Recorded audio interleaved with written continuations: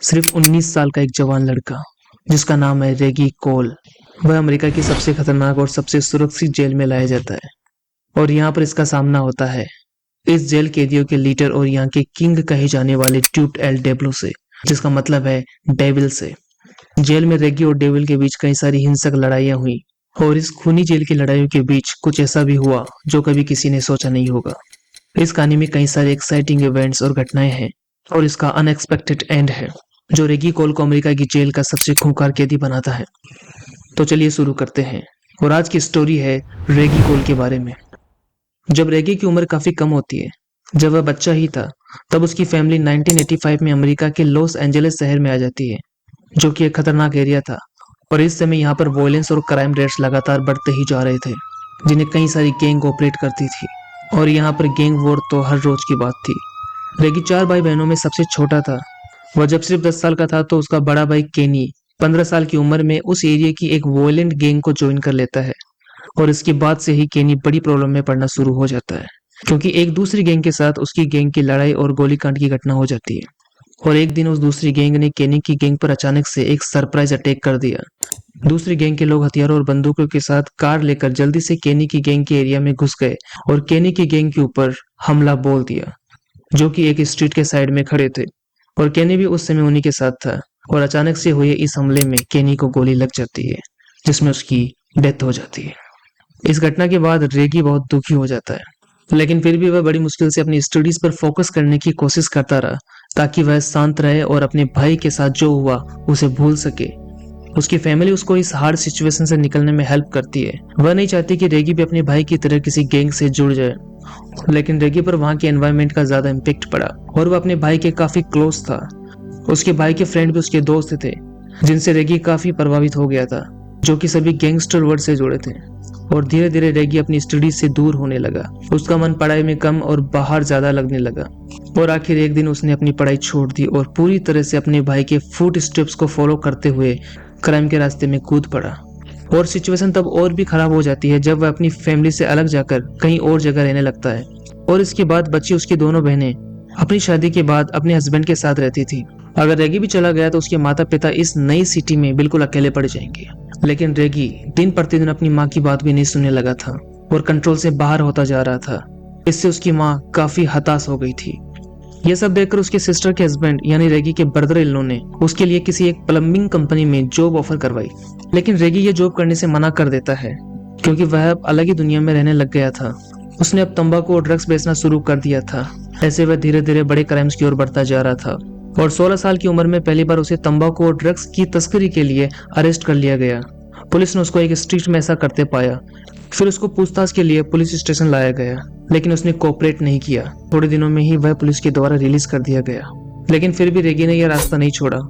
उसे वापस इलीगल हथियार रखने के कारण गिरफ्तार कर लिया गया और अब ऐसा लगता है कि रेगी पूरी तरह से अपने भाई के नक्शे कदम पर चलने लगा था और उसकी अधिकतर इनकम गांजा और ड्रग्स को बेचकर आती थी। रेगी गैंगस्टर वर्ल्ड से तो जुड़ गया था, पर वह अभी तक किसी बड़े क्राइम में इन्वॉल्व नहीं था। लेकिन साल 1995 के बाद जब रेगी 19 साल का हुआ तो उसे एक आदमी के मर्डर केस में अरेस्ट कर लिया गया। रेगी को गिरफ्तार करने के बाद उसे कोर्ट ले जाया गया और गिल्टी पाया गया और उसको इसके लिए उम्र कैद की सजा सुनाई गई। और यहाँ से रेगी की जिंदगी पूरी तरह से बदल जाती है। रेगी को अरेस्ट करने के बाद उसे कैलिपेट्रिया जेल भेजा गया, जो कि अमेरिका की सबसे हिंसक और खतरनाक जेलों में से एक है।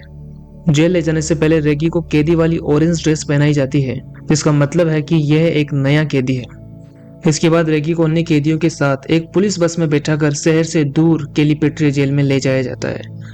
यह पुलिस बस शहर की गलियों को पार करते हुए एक सुनसान रेगिस्तान के रास्ते होते हुए जेल की तरफ जा रही होती है और फाइनली वह कैलिपेट्रिया जेल को देखता है, जिसमें कई सारी छोटी बड़ी बिल्डिंग्स बनी हुई थी और ये चारों तरफ से एक बड़ी दीवार से घिरी थी, जिसके ऊपर हाई वोल्टेज करंट के तारों का एक जाल था।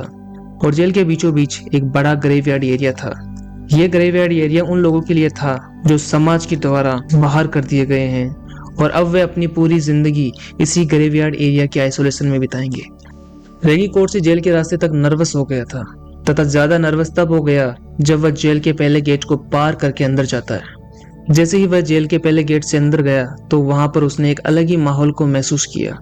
वहां पर सबसे पहले चीज रेगी नोटिस करता है गोबर की स्मेल को। क्योंकि वहां पर जानवरों के लिए बाड़े बने हुए थे, जिसके कारण ये हल्की स्मेल वहां हर जगह फैली रहती थी। रेगी इसको इग्नोर करने की कोशिश करता है। इसके बाद पुलिस बस बड़ी इलेक्ट्रिफाइड तारों की बाड़ को पार करती है, जो कि जेल के चारों तरफ लगी थी। अगर कोई कैदी इस बाड़ को टच भी कर ले तो इमीडिएटली इलेक्ट्रिक शॉक के कारण वह मर जाएगा। लेकिन जेल के अंदर एक बाड़ और भी थी जो इलेक्ट्रिफाइड नहीं थी।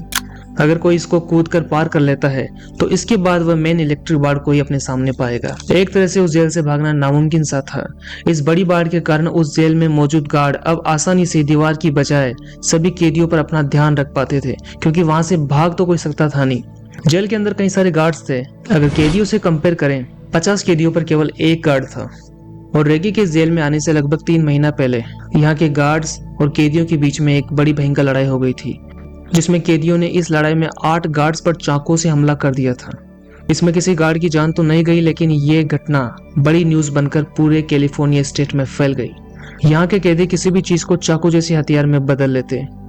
अब पुलिस की बस रेगी और अन्य कैदियों को लेकर जेल की मेन बिल्डिंग तक पहुंचती है। जेल के सभी पुराने कैदियों को यहाँ के आउटर यार्ड के अंदर रखा जाता है। मेन बिल्डिंग के सामने बस रुकती है और उसके बाद अंदर से एक गार्ड आता है और सभी नए कैदियों को एक एक करके अपनी लिस्ट के अनुसार बुलाता है और सभी बंदियों को एक एक करके लाइन से इंस्पेक्शन रूम में जाने को कहता है। इस इंस्पेक्शन रूम में सभी कैदियों के सारे कपड़े को हटाकर अच्छी तरह से तलाशी ली जाती है और स्कैन किया जाता है कि किसी ने कुछ छिपा तो नहीं रखा है। सही से चेक करने के बाद सभी को वहां की कैदी वाली ड्रेस पहनाकर अपने अपने सेल में यानी अपनी कोठरी में भेज दिया जाता है। हर एक कैदी को अलग सेल में डाला गया। यह सेल चारों ओर से मजबूत व मोटी सीमेंट की दीवारों से बना था, जिसमें कोई खिड़की नहीं थी, बल्कि जो गेट था वह भी लोहे से बना था। बस उसके बीच एक छोटी खोलने की खिड़की जैसी प्लेट थी, जो बाहर से गार्ड के द्वारा खोली और बंद की जाती थी। इस सेल में एक डबल बेड था, एक सिंक और एक टॉयलेट था।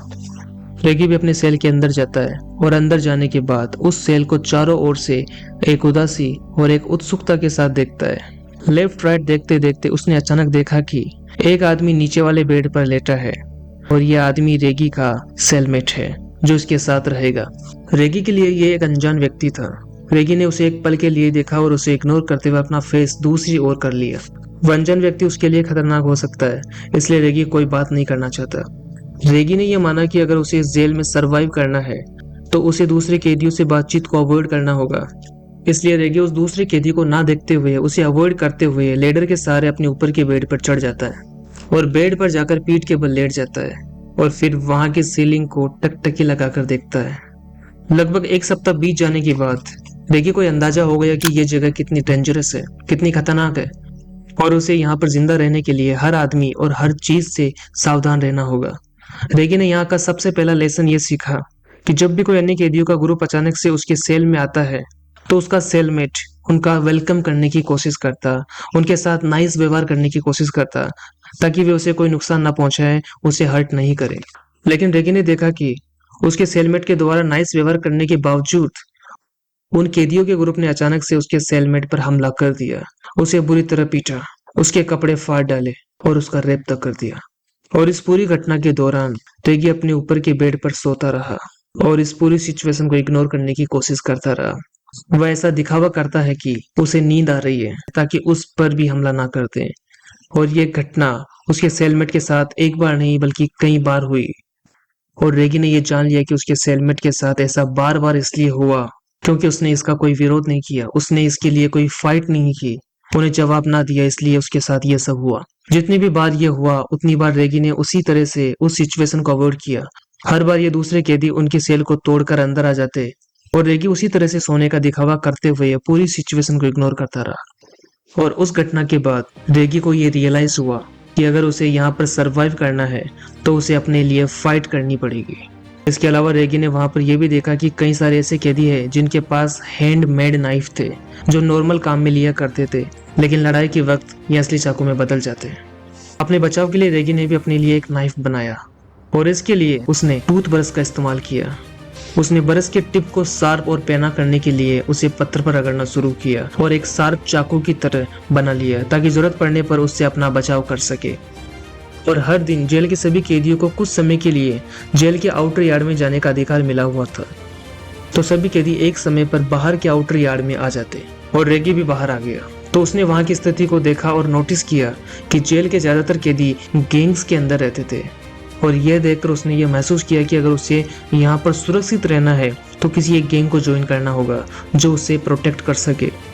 लेकिन प्रॉब्लम यह थी कि उस जैसे नए कैदी के लिए इमीडिएटली किसी भी गैंग से जुड़ जाना काफ़ी मुश्किल होता था, क्योंकि यहाँ पर सबसे पहले खुद को साबित करना पड़ता है। अब रेगी इसके लिए सबसे पहले ऐसे गैंग को देखने लगा जो उसकी ओरिजिनल गैंग से जुड़ी हो, जिसका लिंक उसके पहले वाली गैंग से हो जिसके लिए वह काम किया करता था। वह कुछ डिस्टेंस पर बैठकर किसी के अटेंशन में आए बिना वहाँ की सारी सिचुएशन को देखने लगता है, क्योंकि वह जानता था कि अगर वह किसी के ध्यान में आ गया तो उसके लिए प्रॉब्लम खड़ी हो सकती है। ऐसे करते करते एक दिन जब वह आउटर यार्ड में वॉक कर रहा था, तभी अचानक से कैदियों का एक ग्रुप उसे चारों तरफ से घेर लेता है और ये ग्रुप इस जेल का एक पावरफुल ग्रुप था।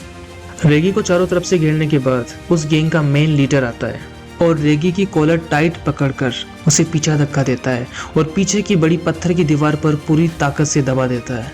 अचानक हुए इस हमले में रेगी घबरा गया था। पूरे जेल की नजरें उसके ऊपर थी। सब लोग जानते थे कि रेगी के साथ क्या होने वाला है, लेकिन उस मोमेंट पर रेगी भी अंदर ही अंदर सोचने लगा था उसके साथ भी वही होने वाला है जो उसके सेलमेट के साथ हुआ है। अगर उसने वापस पलटकर जवाब नहीं दिया तो, उसने कोई विरोध नहीं किया तो। वहां पर सभी लोगों को लग रहा था कि रेगी एक कमजोर और आसान शिकार है जिसे आसानी से दबाया जा सकता है और इसके साथ कुछ भी किया जा सकता है। इसके बाद रेगी ने एक मोमेंट के लिए अपनी आंखें बंद करी। बड़ी मुश्किल से हिम्मत जुटाते हुए उसने अपनी जेब से वह शार्प टूथब्रश निकाला और उसकी गर्दन दबा रहे उस बिग मैन के पेट में घुसा दिया। रेगी उसको जान से मारना नहीं चाहता था, बस अपना सेल्फ डिफेंस कर रहा था, क्योंकि वह जानता था कि अगर वह किसी को जान से मार देगा तो वहां के गार्ड के द्वारा उसके साथ कई कठोर और गंभीर उपाय किए जाएंगे जिसमें उसकी जान भी जा सकती है। वह बस ये दिखाना चाहता था, यह मैसेज देना चाहता था कि वह एक आसान इजी पर्सन नहीं है जिस पर कोई भी अटैक कर सकता है। रेगी के इस हमले ने उसे पूरे जेल के कैदियों के बीच एक खतरनाक आदमी की पहचान दिला दी। वहां पर एक गैंग थी जो गैंग 49 के नाम से जानी जाती थी। वह रेगी के पास आती है और एक तरह से उसका वेलकम करती है ताकि रेगी उस गैंग को ज्वाइन कर ले, और रेगी उस गैंग को ज्वाइन कर लेता है क्योंकि यही एक तरीका था वहां पर सरवाइव करने का। इस तरह से फाइनली रेगी उस खतरनाक कैलिपेट्रिया जेल के बीच अपनी जगह बना लेता है। कैलिपेट्रिया जेल में कई सारी गैंग्स थी, लेकिन वह सब एक आदमी से ही खौफ खाती थी जिससे कोई पंगा नहीं लेना चाहता था, जो वहां का सबसे खतरनाक और वॉयलेंट लंबा चौड़ा आदमी था जिसने अपने आप को वहां के किंग के रूप में स्थापित कर रखा था, जिसका नाम एडी क्लार्क था। लेकिन जेल के सभी कैदी उसे एल डियाब्लो कहते थे, जिसका स्पेनिश में मतलब होता है डेविल। और एल डियाब्लो के लिए यह जगह सिर्फ एक जेल नहीं थी बल्कि उसका बिजनेस भी थी।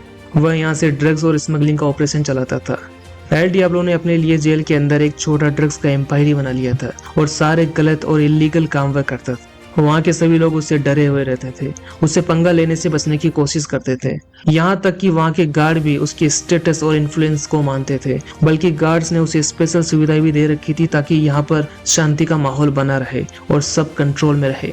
क्योंकि एक पल में वहाँ क्या हो जाए, स्थिति कितनी खराब हो जाए, इसका अंदाजा इस बात से लगाया जा सकता है कि जितने भी कैदी इस जेल में थे वे या तो मर्डर केस में थे या फिर बहुत वायलेंट और गंभीर केस में यहाँ पर थे। एक मोमेंट पर यह जगह नर्क बन सकती है, इसलिए स्थिति को कंट्रोल और माहौल को शांत रखने के लिए वहाँ के गार्ड एल डियाब्लो के साथ नरमी से पेश आते थे और शांति बनाए रखने के लिए उसका धन्यवाद भी देते थे। इस तरह से एल डियाब्लो पूरे जेल पर कंट्रोल रखता था और कोई भी उससे टकराने की हिम्मत नहीं करता था, ना ही कोई कैदी और ना ही कोई गार्ड। और रेगी ने भी गैंग को ज्वाइन करके अपनी पोजीशन बना ली और अपने आप को सुरक्षित कर लिया। अब वह इस सिचुएशन में कंफर्टेबल था, वह गैंग के साथ आराम से कहीं भी घूम सकता था। उसके चारों तरफ उसके लोग हो गए थे जिससे उसको सुरक्षित महसूस होता था। वह गैंग के साथ बास्केटबॉल खेलता और बाहर के यार्ड में आराम से टहलता, लेकिन फिर भी वह जानता था कि उसे एल डियाब्लो को अवॉइड करना होगा। यहाँ पर सभी लोग एल डियाब्लो की स्टोरी के बारे में जानते थे। वह था तो केवल 34 वर्ष का, लेकिन उसकी लाइफ का ज्यादातर समय जेल में ही बीता। जब वह टीनेजर था तो उसे जुवेलाइन जेल सेंटर में लाया गया था, और जब वह 13 साल का था तो उसे एक दूसरे असोल्ट केस में जेल लाया गया। इस दूसरे केस में उसने एक लड़की को मारा जब तक कि वह मर नहीं गया। वह बचपन से ही लड़ाकू और जंगली किस्म का था, और जब वह 18 वर्ष का हुआ तो जुवेलाइन प्रिजन से बाहर आ गया, लेकिन वापस से उसे गैंग के वर्ल्ड में लौट गया और तीसरी बार अरेस्ट होने में उसने ज्यादा समय नहीं लगाया। इस बार अरेस्ट होने से पहले उसने एक ओल्ड वुमेन के घर में तोड़फोड़ कर दी और जब उसका लड़का बचाव में आया तो उसे जान से मार डाला और उस दिन से एल डियाब्लो जेल में ही अपनी आजीवन कारावास की सजा काट रहा है। एल डियाब्लो ये टाइटल उसे ऐसे ही नहीं मिला, बल्कि ये एक मूडी आदमी है जिसका कोई पता नहीं कब क्या कर दे, बल्कि इसके साथ रहने वाले भी इससे सेफ नहीं थे। और इसी बीच लगभग 2 साल बीत गए। रेगी बिल्कुल शांत एल डियाब्लो से दूरी बनाए रखी और वहां की प्रॉब्लम से दूर रहा। समय बीतता गया और लगभग 4 साल बीत जाते हैं और इन 4 सालों में रेगी ने अपनी स्ट्रेंथ और मसल्स को बनाने के लिए कई सारी एक्सरसाइज व एफर्ट्स में एनर्जी लगा दी। वह आया तो था इस जेल में 19 साल के लड़के के रूप में, लेकिन अब वह 24 साल का मजबूत मस्कुलर स्ट्रक्चर वाला एक जवान आदमी बन चुका है। इस समय में उसने जबरदस्त मसल्स और कुछ फाइटिंग स्किल भी अपने में डेवलप कर ली थी ताकि आने वाली किसी भी परिस्थिति में लड़ाई जा सके। लेकिन इसी समय में एल डियाब्लो की स्थिति पहले से और ज्यादा खराब हो चुकी थी। उसे अल्कोहल और ड्रग्स की लत लग गई थी और हमेशा नशे में रहने लग गया था। और जब उसका नशा लड़ाई के साथ मिक्स होता तो परिणाम बहुत भयंकर निकलता, जिन्हें इमेजिन करना भी मुश्किल है। एल डियाब्लो एक दरिंदा बन चुका था। अब उसके साथ के लोग भी उससे डरते थे क्योंकि उसकी तरफ एक गलत कदम, एक रॉन्ग लुक तो एल डियाब्लो उन पर हमला कर देता, उन्हें पीटता। हर दिन ये वैसी डेविल और भी ज्यादा सनकी बनता जा रहा था। पिछले 4 सालों से रेगी उससे आमना सामना और उसे अवॉइड करने में कामयाब रहा, लेकिन किस्मत जैसे उन्हें बिल्कुल आमने सामने लाकर खड़ा कर देती है। अक्टूबर 2000 सारे कैदी जेल के आउटर यार्ड में थे। तभी उनमें से एक कैदी पत्थर उठाता है और वहां पर मौजूद गार्ड के पीठ पर दे मारता है और इसके बाद वह गार्ड सभी कैदियों को तुरंत जमीन पर लेटने का ऑर्डर देता है ताकि सभी की तलाशी ली जाए। और इस तलाशी के दौरान वहां के एक गार्ड ने जमीन पर पड़े हुए एक हैंडमेड नाइफ को देखा। यह किसी कैदी के द्वारा तलाशी लेने से पहले फेंका गया था ताकि वह पकड़ा ना जाए, लेकिन ये चाकू एल डियाब्लो के सबसे क्लोज सेलमेट और सबसे भरोसेमंद आदमी का था। गार्ड को यह बात पता नहीं थी। तब गार्ड ने उस चाकू को ऊपर उठाया और सबसे पूछा कि यह किसका है, लेकिन किसी ने कोई जवाब नहीं दिया। लेकिन उनमें से कई ये जानते थे कि यह नाइफ एल डियाब्लो के साथी का है। वे ये भी जानते थे कि अगर उन्होंने इस बारे में कुछ कहा तो वे अपनी मौत को न्योता दे देंगे, क्योंकि एल डियाब्लो अपने क्लोज फ्रेंड को प्रोटेक्ट करने के लिए कुछ भी कर सकता है। उस मोमेंट पर एल डियाब्लो खुद जमीन पर लेटा था। फिर वह अपना सिर ऊपर उठाकर सारे कैदियों की तरफ चारों ओर देखता है। किसी ऐसे कैदी को देखता है जिस पर सारा इल्जाम डाला जा सके, जिसे दोषी ठहराया जा सके। और संयोग से उसकी नजर रेगी पर पड़ती है। उसकी नजर रेगी पर आकर रुक जाती है। ऐसा इसलिए क्योंकि रेगी उस समय जेल के आउटर यार्ड की दीवार के एक हिस्से पर पेंटिंग टास्क को कंप्लीट कर रहा था। जेल के एडमिनिस्ट्रेशन नियम के अनुसार मेंटेनेंस काम के लिए हर हफ्ते एक नए कैदी को सिलेक्ट किया जाता है और इस बार इस काम के लिए रेगी को असाइन किया गया था। रेगी भी दूसरे कैदियों की तरह जमीन पर लेटा था, लेकिन उस समय उसके हाथों में पेंट करने के कई बरस थी। इसलिए एल डियाब्लो की नजर अचानक से उस पर पड़ गई और उसने अपना हाथ उठाया और रेगी की तरफ इशारा करते हुए गार्ड से कहा, यह चाकू उसका है। This one is the owner of the knife. ऐसा कहने के कुछ सेकंड बाद ही रेगी फ्यूचर के बारे में सोचने लगा कि उसके साथ ऐसा होने पर क्या होगा। वो अपनी कैलकुलेशन करने लगा अपने माइंड में। उसने सोचा कि अगर ये वेपन, ये हथियार रखने का चार्ज उस पर लग गया तो उस पर क्या फर्क पड़ेगा। वह तो पहले से आजीवन कारावास की सजा काट रहा है, कोई ज्यादा चेंज नहीं होगा। लेकिन एक चीज अफेक्ट करेगी, एक चीज जरूर प्रभावित होगी, वह है उसका स्टेटस और उसकी रेपुटेशन जो उसने अब तक जेल में बनाई थी। क्योंकि अगर एल डियाब्लो ये गलत इल्जाम उस पर लगा देता है और वह इसका विरोध नहीं करता तो वह सभी कैदियों के सामने एक कमजोर आदमी, एक आसान शिकार नजर आएगा और वापस से एक टारगेट बन जाएगा सबका। इस मोमेंट पर रेगी ने बड़ी हिम्मत करते हुए अपने पर अटैक कर रहे उस जाइंट प्रिजनर एल डियाब्लो के सामने खड़ा हो जाता है। और जब गार्ड रेगी से सवाल करते हैं कि क्या यह चाकू तुम्हारा है, तो रेगी का जवाब होता है, नहीं, ये मेरा नहीं है, बल्कि ये इसके फ्रेंड का है। रेगी ने उस डेविल की बात का विरोध कर दिया। यह एक छोटा सा जवाब ही था, लेकिन यह उसकी पूरी जिंदगी को बदल कर रख देगा। अब रेगी सबके सामने एल डियाब्लो का ऑफिशियली डिक्लेयर्ड एनिमी बन चुका था। उसका यह जवाब सुनकर सारे कैदी के साथ गार्ड्स भी आश्चर्य में आ गए कि इसकी यह हिम्मत कैसे हो गई। और रेगी को भी अच्छे से समझ में आ गया कि अब वह एल डियाब्लो का सबसे बड़ा दुश्मन बन चुका है। एक हफ्ता निकल जाता है इस घटना के बाद, लेकिन रेगी हर वक्त अलर्ट रहता। वह जानता था कि एल डियाब्लो और उसकी गैंग के लोग उस पर कभी भी हमला कर सकते हैं और इसी वजह से वह रात को भी आराम से सो नहीं पाता था। जब भी अपने ब्रेक टाइम में आउटसाइड यार्ड में जाता तो उसकी नजरें हमेशा एल डियाब्लो और उसके साथियों पर ही रहती। वह हमेशा उनसे दूर रहता और जितना हो सके गार्ड के नजदीक रहने की कोशिश करता। लेकिन एक और महीने बाद नवंबर 2000 एक दिन रेगी आउटर यार्ड में चल रहा था और वह क्या देखता है, उसने देखा कि एल डियाब्लो सामने से उसकी ओर बढ़ता चला आ रहा है। रेगी को समझ नहीं आ रहा था कि वह अब क्या करे। तब तक एल डियाब्लो उसके काफी नजदीक उसके सामने आकर खड़ा हो जाता है और फिर वह अपने लेफ्ट हैंड को रेगी के कंधे पर रखता है और अपने राइट हैंड में लिए चाकू को रेगी के पेट की लेफ्ट साइड की पसलियों के नीचे घुसा देता है और चाकू को निकालकर घास में फेंक देता है। इसके बाद वहां से चला जाता है। यह घाव ज्यादा घातक तो नहीं था, लेकिन बहुत पेनफुल था। रेगी दर्द में था और उसका खून तेजी से बहने लगता है। उसने अपने हाथों से घाव को ताकत से दबा लिया ताकि ज्यादा ब्लड ना बहे। वहां जो कुछ भी हुआ उसे देखने वाले किसी ने भी उसकी मदद करने की कोशिश नहीं की। सभी ने ऐसे देखा जैसे वहां कुछ हुआ ही नहीं। यहाँ तक कि गार्डों ने भी हस्तक्षेप करने की कोशिश नहीं की। फिर लगभग 15 मिनट के बाद बेल बजती है, यानी सभी कैदियों का ब्रेक टाइम पूरा हो गया है और वे अपने अपने सेल में जाने के लिए लाइन में खड़े हो गए, क्योंकि सेल में जाने से पहले उनकी तलाशी ली जाती है कि कोई हथियार या कोई वर्जित सामान तो नहीं है। ये एक रूटीन सर्च होता है जो हर बार ब्रेक के बाद होता है। सभी कैदी लाइन में होते हैं। एल डियाब्लो फ्रंट में था और रेगी उसके पीछे ही 4 से 5 कैदी छोड़कर खड़ा था। रेगी अभी भी अपने घाव को दबाए हुए था और गार्ड से छिपने की कोशिश कर रहा था, लेकिन वह सिर्फ अपने को छिपाने की कोशिश नहीं कर रहा था, बल्कि उसके हाथ में जो नाइफ है उसको भी छिपाने की कोशिश करता है। इसके बाद रेगी, जब गार्ड का ध्यान दूसरी ओर होता है, तब वह एकदम से लाइन को तोड़ते हुए एक हाथ में चाकू लिए एल डियाब्लो की ओर तेजी से बढ़ता है और फिर उसके नजदीक पहुंचने के बाद उसकी गर्दन में चाकू घोंप देता है।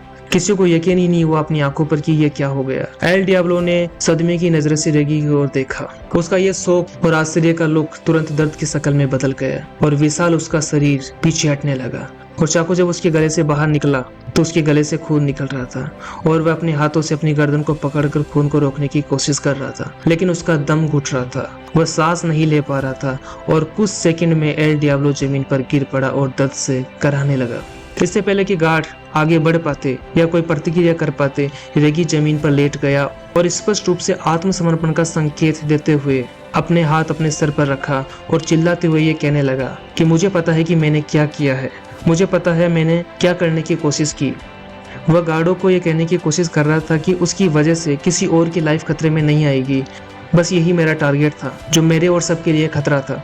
रेगी को इमीडिएटली गिरफ्तार कर लिया जाता है और एकांत कारावास में डाल दिया गया।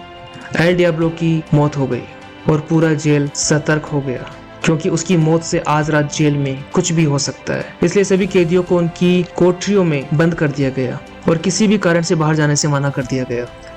रेगी अब अपने दूसरे हत्या के अपराध का सामना करेगा, जिसका अर्थ यह है कि यदि उस पर मुकदमा चलाया जाता है तो इस बात की बहुत अधिक संभावना है कि उसे फांसी दे दी जाएगी।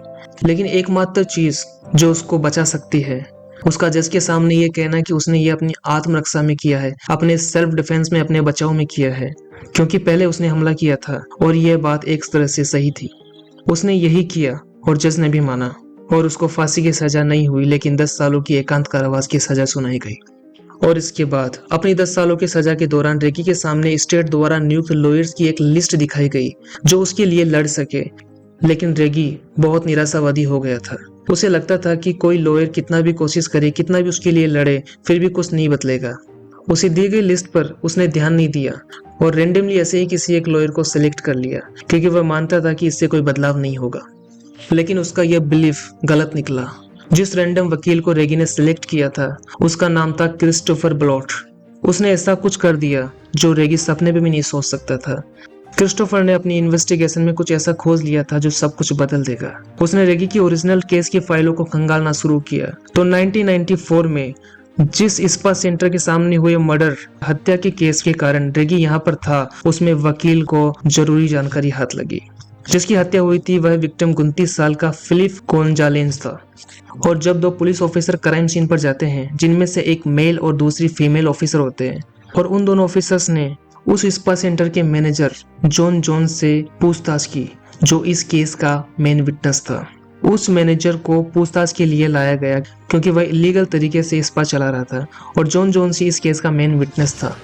पुलिस पूछताछ में उसने बताया कि उस रात जो हुआ स्पा के 2nd फ्लोर से उसने सब कुछ अपनी आंखों से देखा था। उसने बताया कि जो विक्टिम है फिलिप गोंजालेज अपनी कार स्पा की बाहर आकर रोकता है और कार से उतरकर स्पा के गेट पर जाता है और नॉक करता है और जिस व्यक्ति से इसको मिलना था उसके बारे में पूछता है, लेकिन उसे बताया गया था कि जिस व्यक्ति से वह मिलना चाहता है वह यहाँ पर नहीं है। इसके बाद फिलिप वापस अपनी कार की तरफ लौटता है तभी अचानक से हथियारों से लैस 3 टीनेजर लड़के उसके पास आते हैं। वे तीनों देखने से किसी गैंग के मेंबर लग रहे थे। फिलिप के पास आकर हथियार दिखाकर फिलिप से पैसे मांगते हैं, लेकिन फिलिप गोंजालेंज इंग्लिश नहीं बोल पाया और ना ही उनकी बात समझ पाया। इतने में उन तीनों में से किसी एक ने गोली चला दी और फिलिप की मौके पर ही मौत हो जाती है और वे तीनों वहां से भाग जाते हैं।